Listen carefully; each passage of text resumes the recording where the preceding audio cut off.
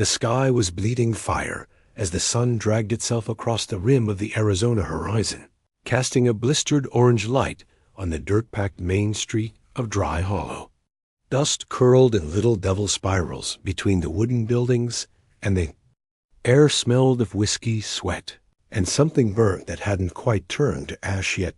Eva May stood on the front porch of McLary's saloon, her worn boots planted tight together, her fingers curling into the thin fabric of her dress. It used to be white, she remembered. Now it was the color of something forgotten. Her hair, once brushed daily by her mother's hands, hung in a loose brown tangle over her shoulder. Her lips were cracked. Her mouth was dry. But she stood taller than she should have, her chin raised just enough to let the world know. She was still there. Inside the saloon, laughter spilled out like bile. The kind that didn't sound happy, but mean, slurred, mocking. Her father's voice cut through it, sharp and hollow, trying too hard to sound like he belonged there. He didn't. Jedediah Sutter was a broken man, and everyone knew it. The war had taken half his leg and most of his pride, and whiskey had swallowed the rest. He owed debts all over town. He hadn't looked his daughter in the eyes for 6 months. Eva watched the doors swing open. There he came, limping, stumbling, a bottle tucked under one arm, his other arm slung around a tall man in a black duster. The outlaw's hat was pulled low, his boots freshly oiled, spurs chiming with every step like warning bells. His name was Clayton Reeve. She'd heard it whispered in town like the name of a coming plague, the kind that kills animals first before it ever touches the people. Her father didn't meet her eyes as he pointed. That one, he slurred, is yours now. Eva didn't flinch, not then. She didn't cry. Her breath came hard and cold, even as her stomach turned. Clayton looked her up and down like he was sizing up livestock. He smiled. A gold tooth flashed in the fading light. She'll do. Number 1 stopped him. No one ever did. He offered Jed a second bottle. It was unopened, glass and promise. Jed took it with shaking hands. Fair trade, he muttered. Real fair. Eva turned to run, but Clayton caught her by the wrist. His grip was like iron. His breath smelled like sweet rot. No need to get feisty, he said, pulling her in close. Ain't you gonna kiss your new husband? She spat in his face. Silence dropped like a stone around them. Inside the saloon, someone coughed. The piano stopped. Clayton wiped his cheek slowly with the back of his hand, then laughed. Well, he said, I do like a little fire. Jed didn't look back as he shuffled down the street, bottle clutched to his chest like a child with a teddy bear. Ava's legs went numb. Clayton dragged her to his horse, a massive beast, black as pitch and scarred from years of violence. He tossed her up into the saddle like she weighed nothing, then swung up behind her. His gang, 5 riders deep, circled like wolves. She recognized one of them, Billy Two Toes, so called because he'd blown the rest off trying to light a cigar with dynamite. Another, Slim Jack, grinned at her with 3 missing teeth and a silver derringer tucked in his boot. They rode out of Dry Hollow at dusk, leaving nothing but hoof prints and a sick silence behind. Eva didn't look back. There was nothing left to see. They made camp 2 hours west of town, in a dry gulch dotted with sagebrush and coiled rattlers. Clayton's men built a fire and passed around the bottle Jed had sold her for. They laughed, told stories. One of them offered to take a turn if Clayton got bored. Clayton just laughed harder and pulled her closer, like she was his new favorite hunting knife. Eva sat stiff and still, staring into the flames, pretending they were her mother's eyes. Warm, kind, unblinking. Her mother had died 2 winters ago. Fever took her quick. Jed hadn't been the same since. But it wasn't grief that hollowed him. It was guilt. And whiskey made guilt easier to ignore. She hadn't spoken a word since the saloon, Dot, when the fire dimmed and the stars rose like 1,000 quiet eyes overhead. Clayton pushed her down onto a bedroll. "You're mine now," he said, as if it was the law of the land. But she didn't cry. She didn't beg. Instead, she looked up at him with cold eyes and whispered, "You can break my but you'll never own me." Clayton chuckled. "We'll see about that." He passed out before he could touch her. Drunk, sloppy, too sure of himself. Eva lay awake the whole night, staring at the moon, her arms crossed tightly over her chest. Around her, the desert buzzed owls, coyotes, the soft wind slithering through dry grass. She memorized every shadow, every scent, every sound out at dawn. While the men still snored, she slipped free from his grip and crept toward the horses. She had one chance.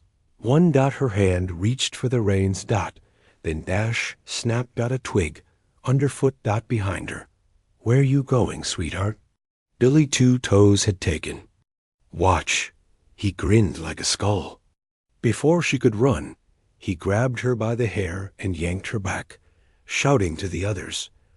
Clayton woke with rage in his eyes and blood on his knuckles.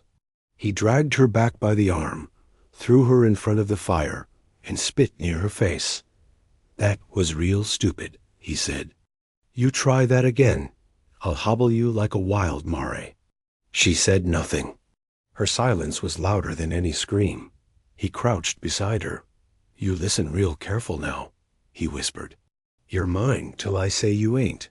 You run, I'll track you. You scream, I'll gag you. You fight, I'll make you wish you didn't." He leaned in closer. "But you behave? Maybe this won't be so bad." Eva looked straight into his eyes and smiled. It wasn't a kind smile. He paused just for a moment, like he didn't know what to make of it. Then he stood up and laughed again. "You got guts, girl. I'll give you that." The day passed in a blur of heat and dust. They rode hard, deeper into outlaw country through cactus groves and sun-bleached ridges. Eva rode in front of Clayton, her hands raw from the reins, her mind racing. There was no help coming. The law didn't go this far west, and no one in. Dry Hollow had lifted a finger, but sometimes help didn't come from where you expected. As the sun set again and the horizon turned red as rust, Eva overheard something that twisted her stomach into a knot. Around the fire, Clayton muttered too. "Slim Jack, we get across the border. I'm trading her off to Salazar. That old bastard pays good coin for pale girls." Slim laughed. "Thought you were getting fond of her." Clayton smirked. "She's pretty, but I'm not running a daycare." Eva closed her eyes and clenched her fists until her nails bit into her palms. She wasn't going to be sold again. Not to Salazar. Not to anyone. Something deep inside her shifted, like ice cracking underfoot. She waited until the fire burned low and the men drifted into drunken sleep. Her eyes scanned the dark hills beyond their camp. The land was unfamiliar, savage. She had no map, no food, no weapon. But she had something stronger now. Resolved. If she died out there, it would be as a free woman. Not a possession, not a bride, not cargo. She pulled the blanket tighter around her and breathed in the desert night. Somewhere in the distance, a coyote howled. Another answered. Eva stared up at the stars and whispered her mother's name. And from the black edges of the canyon, unseen, eyes watched her. Not outlaw eyes. Older. Wiser. Waiting. She didn't know it yet, but fate was stirring in the dust. And its name was Geronimo. The sky was still dim when Eva opened her eyes. A cold wind crawled across the camp, slipping under the blankets and stinging her skin. The embers of last night's fire whispered faint cracks, barely alive. The others were still asleep, bodies tangled in blankets and booze, their breath fogging in the air. Clayton snored behind her like a freight wagon, grinding over stones. She moved slowly, each muscle screaming to run, but knowing better. This time, she didn't reach for the reins or the horses. She knew Billy would be watching again, or maybe Slim, but something had shifted inside her. She didn't need a perfect escape. She needed chaos. Her eyes scanned the outskirts of the Camp Low sagebrush, a pile of saddles, leftover bones from last night's jackrabbit roast. She picked up a bone and slipped it into her boot. A shard of it was sharp enough for a throat if she got close. She didn't think she had it in her yet, but maybe she would dot by mid-morning. The gang rode through craggy hills toward the southern range, where the border loomed like a phantom line in the desert dust. The trail narrowed between rising canyon walls, the red rock towering on both sides like broken teeth. Birds screamed above. The place reeked of old bones and dry heat. Clayton pulled his horse beside hers. "Salazar's got a compound a day's ride from here," he said, grinning as if discussing a business arrangement. "Big place. Fenced. He'll keep you clean and safe, I reckon, better than most." Eva didn't answer. She just stared at the canyon walls, thinking of the stories her mother used to tell about wolves in narrow passes, about spirits that watched the wicked and waited. Clayton misread her silence. He thought she was afraid. "Hey," he said, leaning closer. "You're gonna be okay. He ain't rough unless you act up." She turned and said quietly, "How many other girls have you sold?" He blinked. Then he laughed, tossing his head back. "Who's countin'?" She didn't blink. "I am." Before he could respond, a sound cracked across the canyon sharp, sudden, unnatural. A whistle, not bird, not wind. Reeves' gang froze, horses shifting. Nervously, Slim Jack cursed under his breath. Billy reached for his rifle. From the cliffs, shadows moved.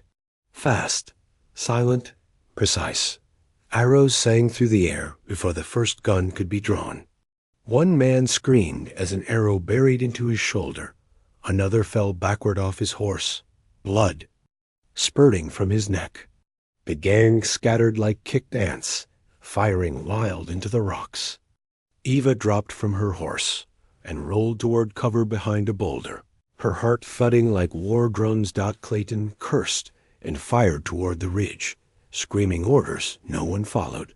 One of his men tried to mount again, but a tomahawk split the air and buried itself in his spine. He fell with a choking gurgle. From the rock above, the attackers descended, not like a gang, not like soldiers, but like ghosts, Apache warriors. 5 of them, maybe more. Faces painted, eyes hard, movements swift and brutal. Their leader dropped into the chaos like a hawk from the sky. His hair was black and long, streaked with ash, his body wrapped in hide and bone, his eyes deep as ancient stone. He didn't speak. He didn't need to. Eva watched him cut down one of Reeves' men with a spear, then lock eyes with Clayton. Reeve fired, missed. The warrior advanced, fearless. Clayton scrambled backward, tried to grab Eva for cover, but she twisted away and slammed her knee into his gut. He doubled over, and the warrior reached them in 3 strides. The tip of the spear pressed to Clayton's throat. Silence. Clayton froze. The warrior's eyes didn't blink. Eva stood, watching them, her breath shallow, her hands trembling but steady enough to act if needed. "You kill me," Clayton said. "You're making a mistake." The warrior didn't answer. His eyes shifted to Eva. She nodded once. The spear drove forward, not enough to kill, just enough to knock Clayton into the dirt, bleeding and howling. The warrior turned to Eva, then gestured. "Come." She hesitated. For the first time in days, someone had given her a choice.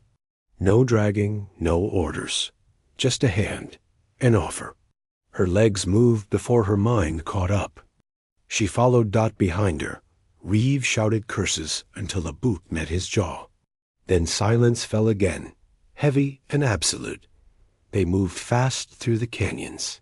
The Apache knew every shadow, every dip in the earth. Ava didn't ask where they were going. She didn't care. She only knew they were taking her away from him, and toward something else. After an hour, they reached a narrow cave hidden behind a tumble of rocks. Inside, it was cool and dim, with carvings on the walls and old smells of smoke and cedar.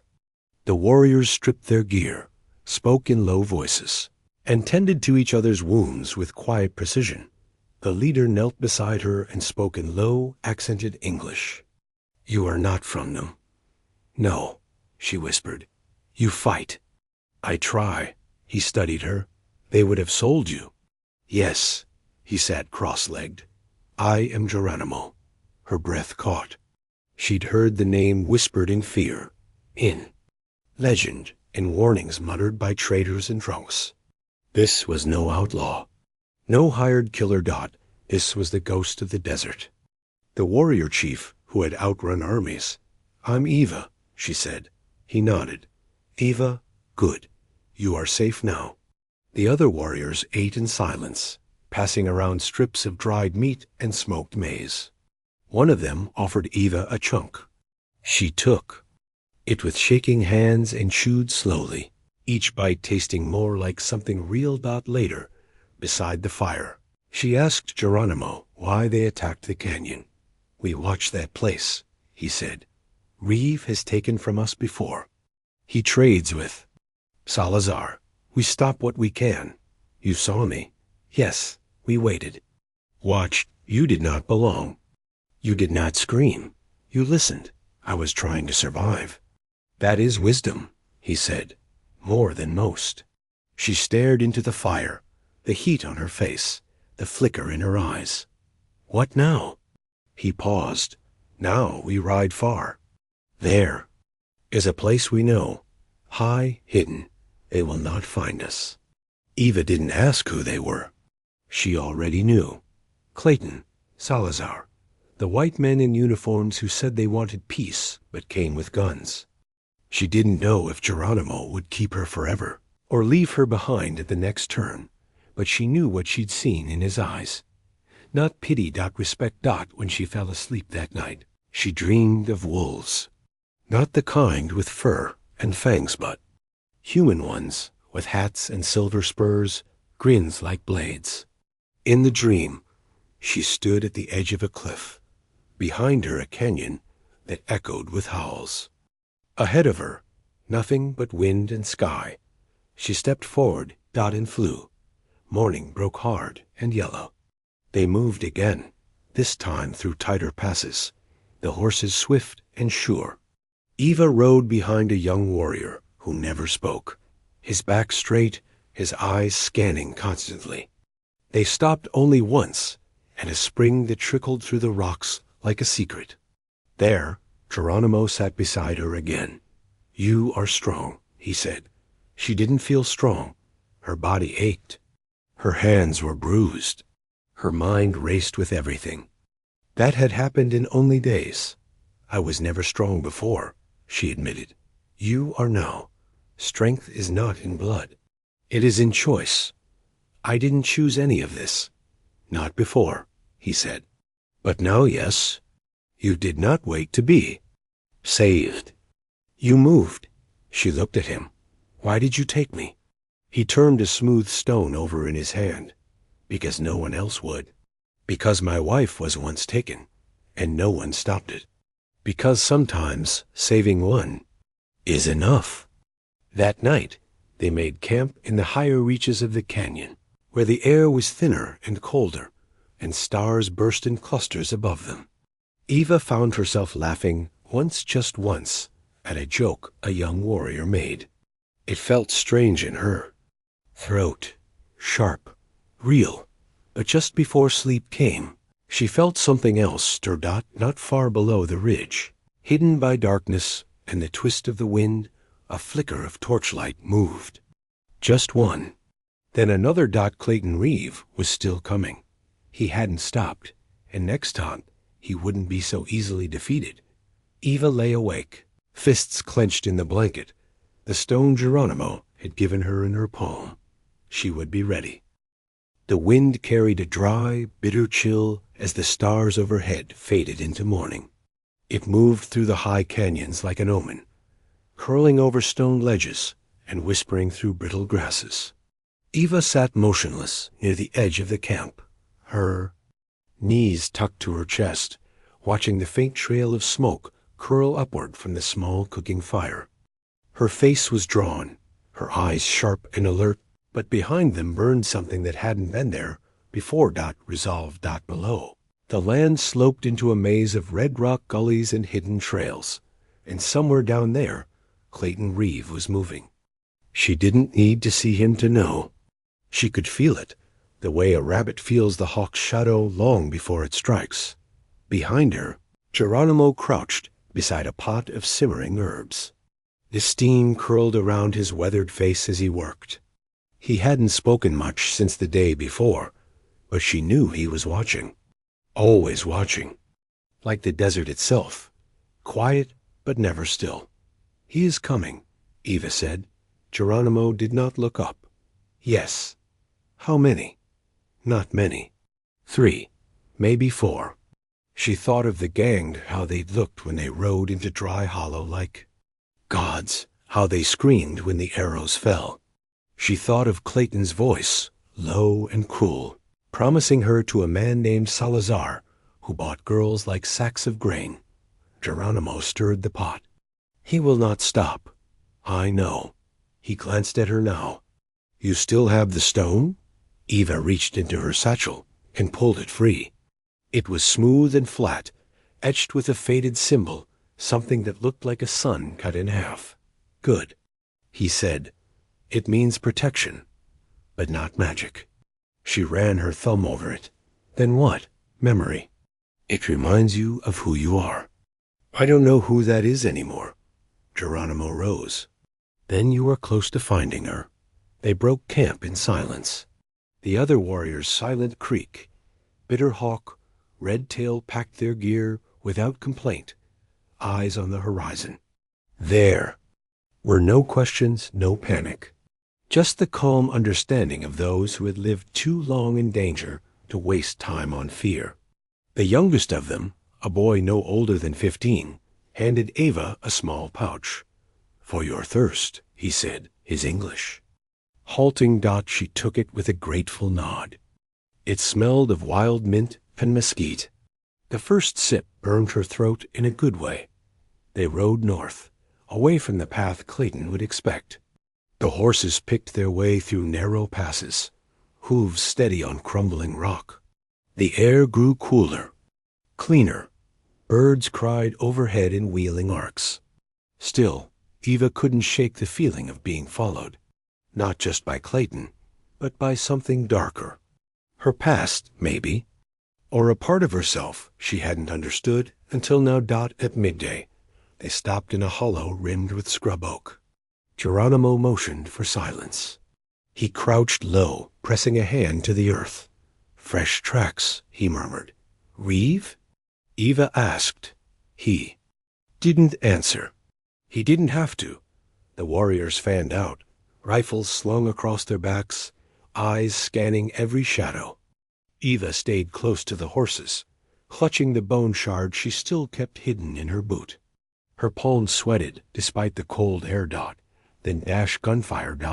Not close, but not far either. A sharp crack followed by shouting. The warriors surged forward without hesitation. Eva followed, heart pounding, lungs burning. They found the ambush in a ravine thick with brush. 2 of Geronimo's scouts were pinned behind rocks, one bleeding from the leg. On the ridge above, Clayton and 2 of his men held the high ground, rifles flashing in the sun. "There she is." Clayton bellowed when he saw her. "You think I'd let you run?" He looked wild now, dirt-smeared, eyes sunken. One sleeve, torn and bloody. The grin on his face was twisted, something more animal than human. "This ends today, girl." Eva didn't flinch. She stepped forward, ignoring Geronimo's outstretched hand. "Why?" she shouted. "Why chase me this far?" "Because you're mine," he screamed. "You don't just walk away from me." Bullet snapped past her ear. She ducked behind a boulder. Red Tail fired back, his shot sparking off the rocks near Clayton's boot. "We can't stay pinned here," Bitterhawk said. "They'll circle behind."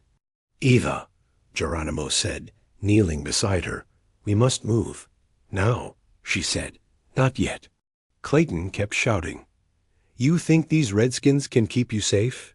They'll leave you when you know."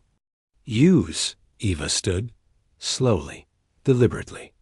"I'm not yours," she said, voice clear and sharp. "You never owned me." He raised his rifle. Fired dot, something knocked into her hard. She fell to the ground, ears ringing. Dust filled her mouth.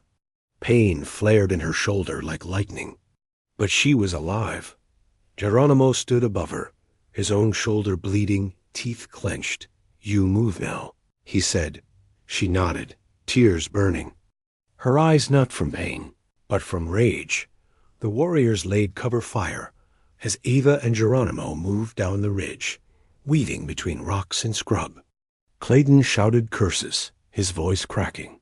She could hear boots scrambling after them.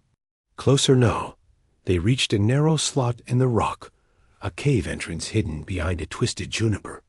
Inside, it was cool and dark, the air thick with dust and old ash.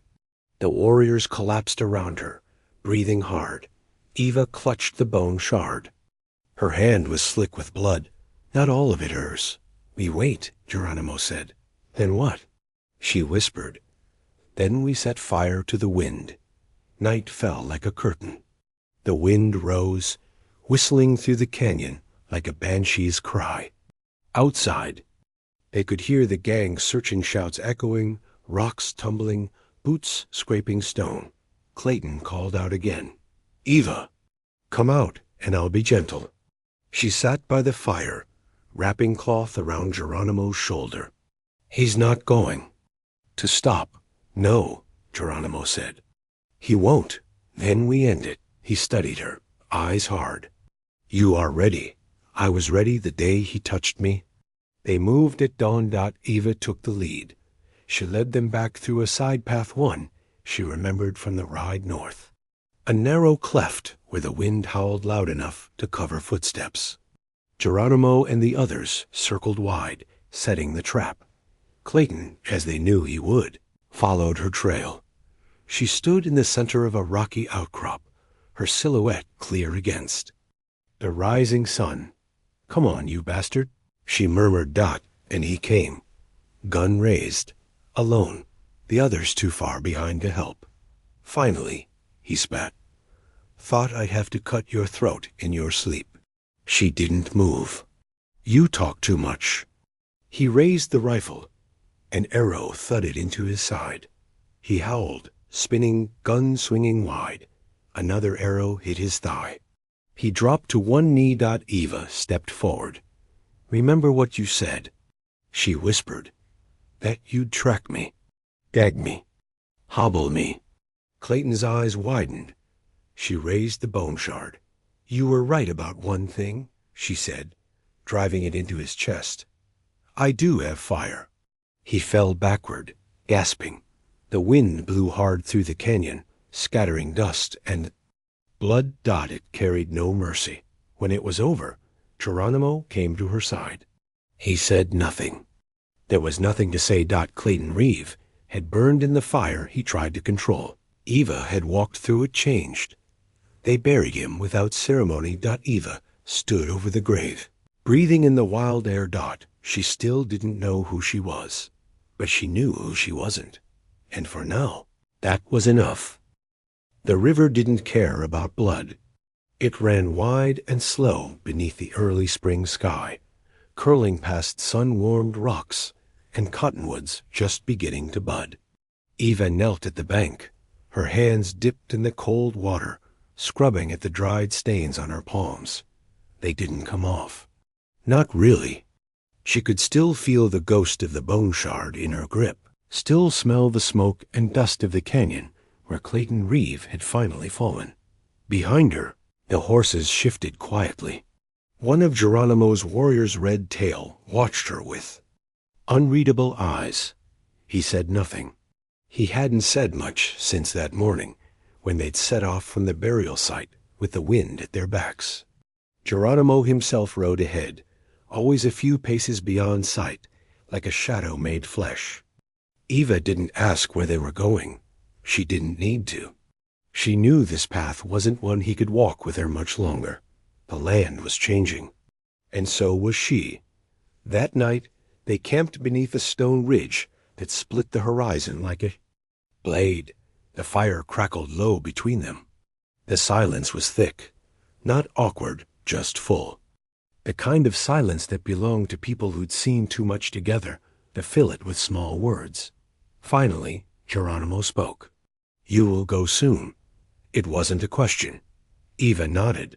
"Back to Dry Hollow." "Why?" She hesitated. "Because if I don't go back, he wins, and I don't want to run forever." He stared into the flames. "He's dead, not just him." Her voice was quiet. All of them, the men who let it happen, the sheriff who looked away, the people who said nothing. "If I disappear, they'll forget I was ever anything but property." Geronimo looked at her then, not with pity, but with something older, respect, sorrow, a recognition passed down from one survivor to another. "You are not what they called you." She met his eyes. "No, I'm not." He reached into his satchel and pulled out the stone she'd carried, the one marked with the half-sun. "Keep it, so you do not forget." She took it, closed her fingers around its warmth. For a long moment, nothing moved except the flickering shadows. "Will you be safe?" she asked him. "As safe as I've ever been." "And them?" He gestured to the others. "They have seen you stand. That is a fire that spreads." She smiled then, just a little. "Will I see you again?" Geronimo leaned back, his silhouette sharp against the stars, if the wind allows it. She left at dawn dot. No escort, no fanfare. Just a quiet farewell and the slow, steady beat of hooves beneath her. Dry Hollow looked the same as it had when she'd fled it, except smaller. The buildings hunched under the sun like old men afraid to stand tall. Dust still hung in the air. The saloon still leaked laughter like a wound. But something was different. She was. The sheriff was the first to see her. He was outside the jailhouse, pipe clenched between yellow teeth, when she dismounted and walked up the boardwalk like she owned it. His eyes widened, then narrowed. She could see him trying to decide whether to run or bluff. "Eva," he said, "didn't reckon to see you again. Guess I'm harder to kill than you figured." He looked down at the bone-handled knife strapped to her thigh, then back up at her face. "That outlaw you ran off with, Clayton, they say he's dead." "He is," he swallowed. "You bring trouble with you?" "Only for the ones who think I'm still for sale." The sheriff's mouth opened, but no sound came out. "I'm not here to cause blood," she said. "But I'm not hiding either. Tell whoever needs to hear it." She didn't wait for a reply. She walked down the street like a woman returning to claim what was hers. Some looked away. A few stared. One old woman spat in the dirt as she passed. Eva didn't blink. Let them. She found the boarding house run by Mrs. Lantry still standing, curtains fluttering like gossiping tongues. The old woman opened the door. With a sharp breath, surprised. "You," she said. "Me. Well, you best come in before someone else decides to get curious." Inside, not much had changed. The furniture was worn, the floor creaked in the same places, and the scent of strong tea still lingered in the walls. Eva sat by the window, fingers wrapped around a mug, Watching the town slowly shift with the morning, Mrs. Lantry didn't ask questions. She just poured more tea. By evening, the word had spread. They came in twos and threes. Some whispered, some scoffed. But one by one, the truth unraveled. The girl who'd been sold for a bottle of whiskey had returned a woman no one could break. She stayed 3 days, long enough for the story to settle, long enough to show her face in every corner where people used to look away. She stood outside the general store, beside the church, even on the steps of the old auction house. People avoided her eyes, but she saw the flicker of something shift. Then, on the 4th morning, a knock came at the boarding house door. She opened it. A girl stood there, no older than 15, freckles, sunburned cheeks, eyes like a colt, skittish and wide. "You're her," the girl said.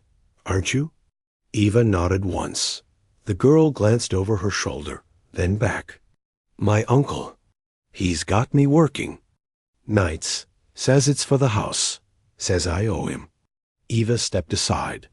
"Come in." That night, they sat together at the fire. The girl said her name was Beth.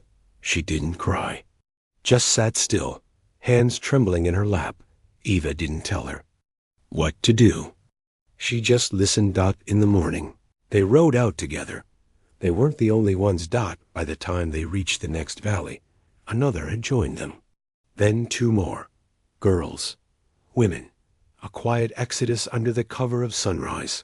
They headed west, toward a settlement Eva had only heard of in stories. A place where no man claimed ownership over breath or body, where no name was a caller. It might not exist, but it didn't matter. The ride was its own kind of freedom. Days passed. Scars faded into skin. Laughter returned, not loud, but real. They shared stories, some ugly, some beautiful. Eva didn't speak much of what she'd done. She didn't need to. The others saw it in her silence. One night, under a sky so wide it felt holy, Beth asked, "Do you ever wish you'd never met him? That you'd been left alone?" Eva stared at the stars. "No," she said, "because then I wouldn't be me. And he didn't make me. He just showed me what I wasn't willing to be." Beth nodded like she understood. Maybe she did. They reached a plateau where the land opened like a promise. Green hills, blue creeks, a few cabins in the distance. Smoke curling upward in welcome, not warning. Home, maybe. Or something like it. Eva dismounted, walked a little ahead. She stood at the edge of it all, wind tugging her braid, heart steady. She thought of the bone shards still in her bag, of Geronimo's eyes in the firelight, of the girl she'd been sold, silent, bruised, but not broken. She was not that girl now. She was the woman who walked free, the woman who did not look back.